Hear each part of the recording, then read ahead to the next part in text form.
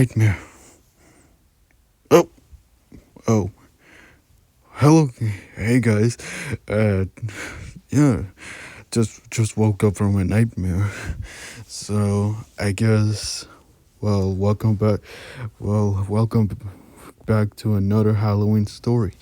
And just so, just we know, it's almost, yeah, Halloween is almost over. Yeah, too bad that tomorrow Halloween is over.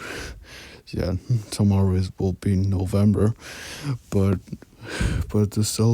to finish off this occasion, to finish off Halloween, I'll be I'll read to this Halloween story, which is called Blood Moon, and I could see that this could be the perfect Halloween story to for 2024. So it says a scary story for kids about a young girl who goes missing when she is out on the bog one night. It is based on a tale told over 100 years ago by a 9-year-old disabled girl named Fanny in Lincolnshire, England. She told it in her own words and called it the dead moon or the buried moon. Hmm. A story that a story a tale that was told by a 9-year-old disabled girl 100 years ago. This should be interesting. Yeah. So, and also this is also a 14-minute read, and the picture looks creepy. And also, yeah, I don't I don't know if I'll be able to read this whole story because I really don't have enough storage to read this whole story. So this might be ruin it. But I'm gonna try my best. But yeah, I don't have anything to say. But let's just say happy Halloween, everyone. I just wanted to say that I hope that you guys had a good Halloween time, playing, like going trick or treating, etc. I had a lot of fun. Like I went to the Halloween metal concert right over Jeff. Yeah, those were cool. That was top of the line. Cool, awesome. But overall, let's get on. But with all that to the side, let's get on with this story. So this is Blood Moon. Enjoy. Let's get it, Grimoire Nations. Long ago, in my grandmother's time, the land was all in bogs, with great pools of black water and creeping trickles of green water and squishy mounts of earth that would suck you in if you stepped on them. Well, my grandmother used to say how, in her time, a young girl was once dead and buried in the marshes.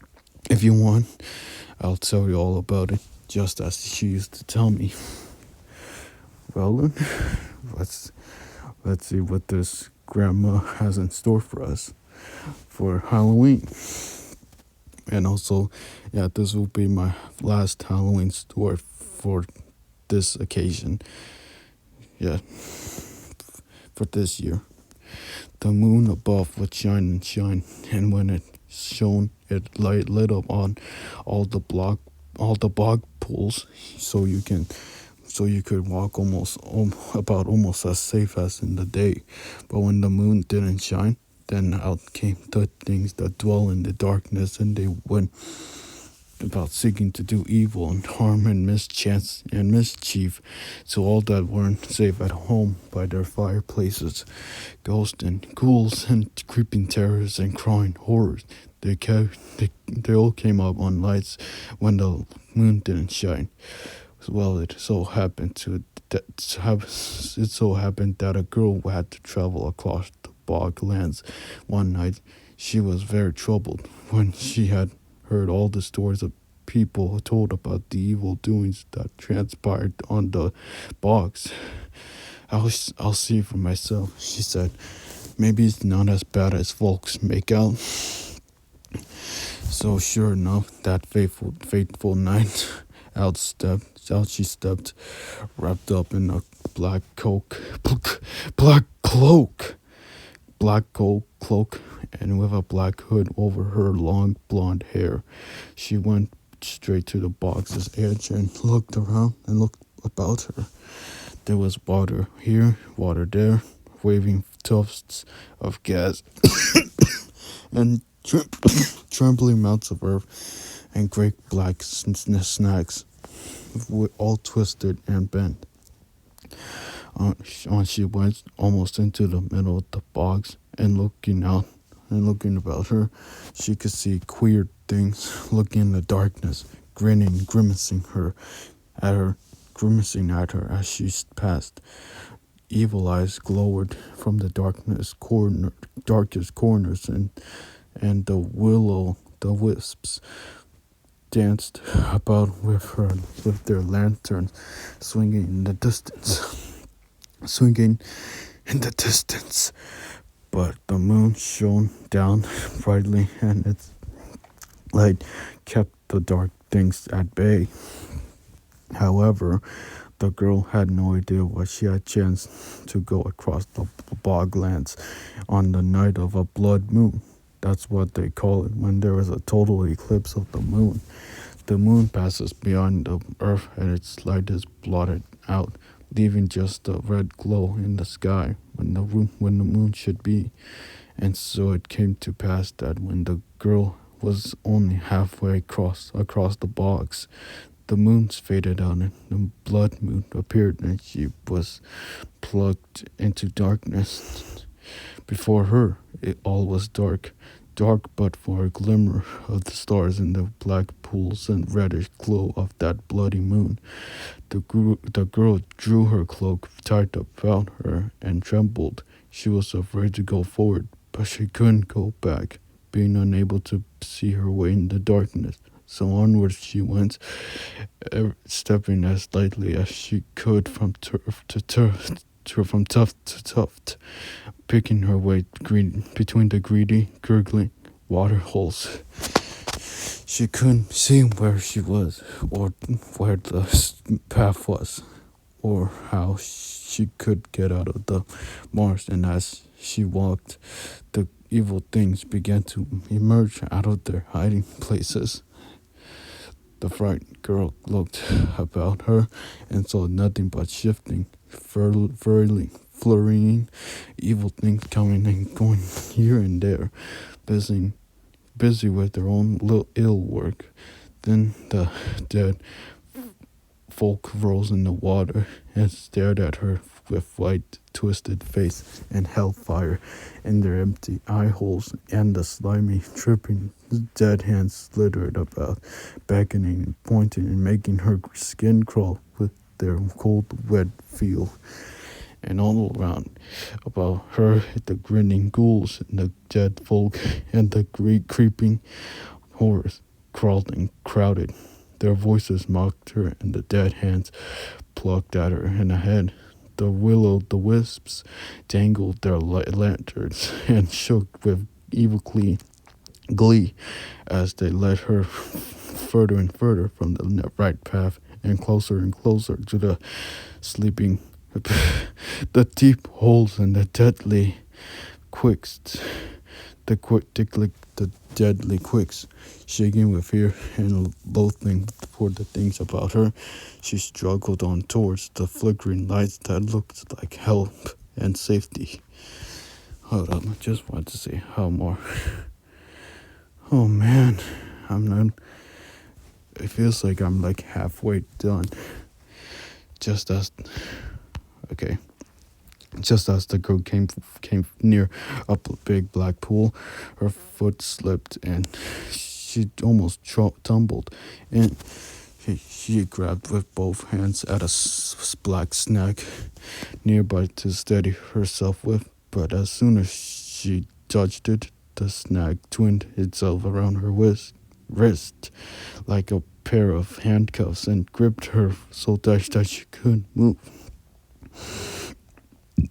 She pulled and twisted and fought, but it was no good. She was stuck fast and couldn't she couldn't get free. So she looked about fearfully and wondered if help would ever come. The poor girl stood trembling in the dark.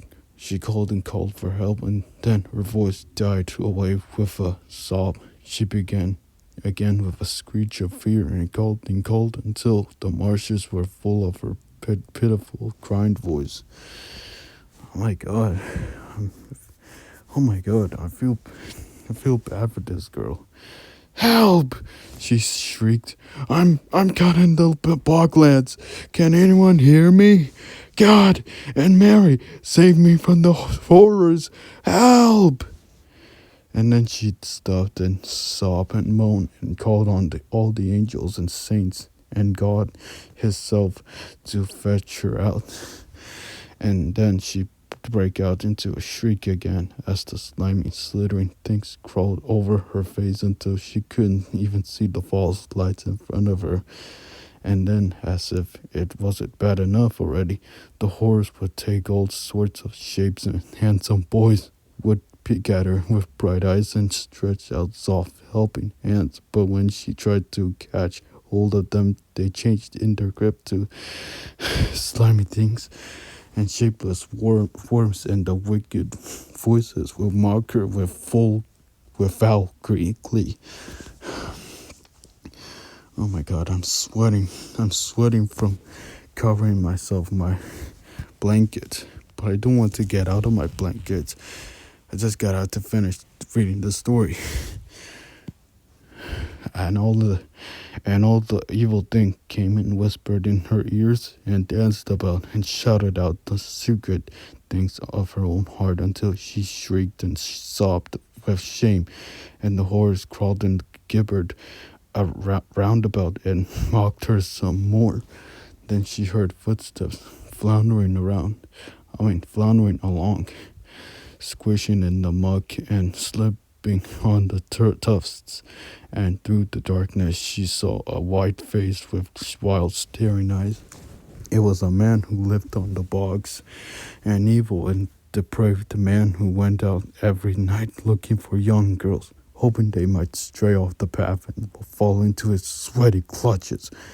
And when the poor girl saw that, and he was coming nearer and nearer, she was so mad with terror that she struggled and fought and pulled harder than ever, but she couldn't get loose, no matter how she twisted and turned. When the man laid eyes on the on when the man laid eyes on her, he was overcome by a strange desire, and dark thoughts were swirling about in his mind. The girl could see his feverish grin and the depraved look in his eyes. A great fear came over her, so she pulled and fought as if she were a mad thing, until she fell on her knees, spent with tugging at the foot of the black snag. And as she lay there, gasping for breath, the man clutching her in his hairy hands and got on top of her. Look, I'm also trying to catching air, catching breath. With a screech and a howl, the evil things came crowding around her, mocking and snatching and beating, shrieking with rage in spite and swearing with foul tongues, spitting and snarling, and that poor girl crouched, trembling and sick in the mud, and wondered when they'd make an end for her, make an end of her, make an end of her. The dead folk moaned and the evil things howled until the very tufts of grass shook and the squishy earth and mounts pulsed and the black water gurgled, and then it began. Hurt her! Hurt her! Shrieked the creeping terrors as they tore at her close. The evil things howled again. Smother her! Smother her! Swift whispered the crawling horse as they twined themselves around her knees. The evil things howled again. Strangle her! Strangle her! Screeched the dead folk as they plucked at her throat with cold, bony fingers. The evil things howled again. Bury her! Bury her! Screamed the ghosts and the ghouls as they writhed and grinned about her and chuckled to themselves. They all shouted with spite and ill will as they fought and squabbled about what they should do to her, and the poor girl lay there on the ground and wished she was dead and done with. My God, this is getting creepy enough. This is creepy enough for this Halloween story. And as a pale gray light began to come in the sky and the dawn drew close, the evil man caught hold of her with horrid bony fingers and squeezed the life out of her and laid her deep in the water at the foot of the snag, and the dead folk held her down while the evil things fetched a big stone and rolled it on top of her to keep her from rising, and the will-o'-the-wisps sat on the black snag and watched it all. And then, as the morning came and the gray light grew brighter in the sky, the shapeless things fled away to seek the dark corners, and the dead folk crept back into the water or crammed themselves back into their coffins. And the man went home, and the black, slimy water shone in the dawn's light as if no evil things would ever come near it. Oh my God, there's still so much. Okay, and wait, hold up. Okay, and there laid the poor girl dead and buried in the bog until someone would come to take her home, but no one would ever know where to look for her. The next day, the girl's parents grew tired of waiting for her to come home. They went out and searched the town, but there was no sign of her. The news spread fast, and soon everybody in town was talking about the missing girl. Their tongues wagged at home and at the inn and in the garth, but nobody knew what happened to her. When night came, the people waited and waited, but the moon never appeared. The night was as dark could be, and the evil things were worse than ever. It wasn't safe to travel outside at night because the bogarts creeped and wailed around the houses and peeked in at the windows. It snapped at the latches until the poor people had to keep all their lights on at night, or else the horse would have burst through their doors. Seemed like all the ghosts and ghoulish things had lost their fear. They howled and laughed and screeched around, fit to wake the dead themselves, and the townsfolk sat trembling and shaking by their fire, and could not sleep nor rest, nor put a foot outside their homes, all through the night, all the dark and dreary night. My God, this is really a horror story. This is like kind of reminds me of House on Fire. Yeah, House on Fire by I. Charles 27, if you know him. And as the days went on, there was still no sign of the missing girl, and the moon still never came back. Naturally, the poor folk were strangely feared and amazed by this, and a lot of them went to consult a wise woman who dwelt in the old mill and asked her if she could find out why the moon had disappeared. Well, she said, after looking in the true pot and in the mirror and in the book, it's very queer, but I can't rightly tell what's happened to her. If you hear of anything, come and tell me. Anyways, put a pinch of salt, a straw, and a button on the doorstep of your houses at night, and the horrors will not be able to come over it, light or no light. So then the girls' parents went to the wise woman and told her about their missing daughter and asked if she could find out where she was gone.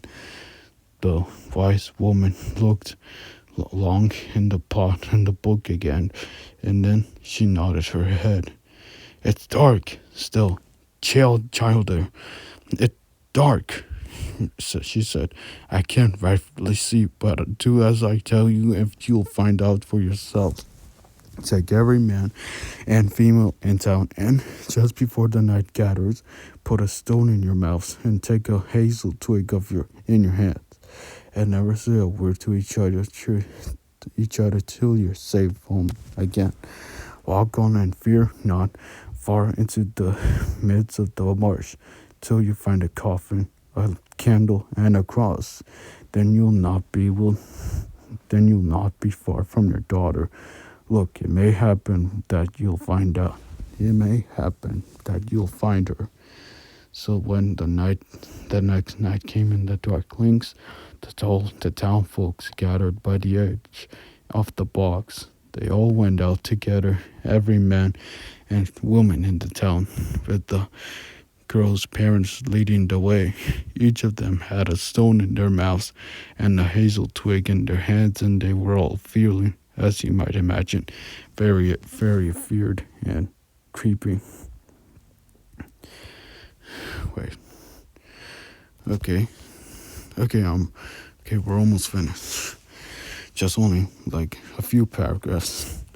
They stumbled and stuttered along the paths and led into the midst of the bogs. They saw nothing, but they heard the sightings and flutterings in their ears and felt cold, wet fingers of touching them, but they kept their heads and on they went, looking all about them for any signs of a coffin, a candle, and a cross. They came to a black pool of water beside a great big snag, and all at once they stopped, quaking and amazed and scared, for there was a big stone, lying half in and half out of the water, looking for all the world like a strange gray coffin, and at the head of it there was a black snag stretching out its two arms as if it were a dark gruesome cross, and on top of it a tiny light flickered just like a dying candle. They all kneeled down in the muck and crossed themselves and said, Our Lord, first forward because of the cross, and then backward to keep off the boggles, but without speaking out loud, for they knew that the evil things would catch them if they didn't do as the wise woman told them. Then they took hold of the big stone, shoved it out of the way, and they saw a strange and beautiful face looking up at them from out of the black water. It was the face of the missing girl. Suddenly, a light came so quick and so white and shining that they stepped back in amazement.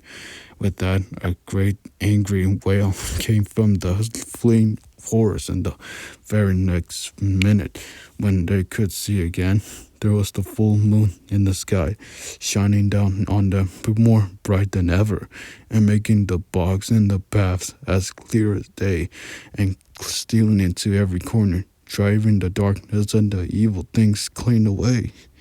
So parents in the folktale went home, carrying the dead girl's body between them. Their hearts were heavy, but they glad they had finally found her.